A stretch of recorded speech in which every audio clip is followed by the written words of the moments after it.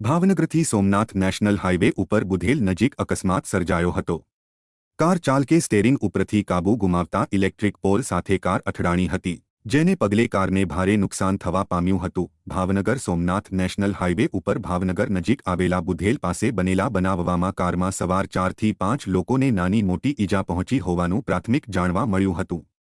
બનાવને પગલે આસપાસના વિસ્તારમાંથી લોકો દોડી આવ્યા હતા।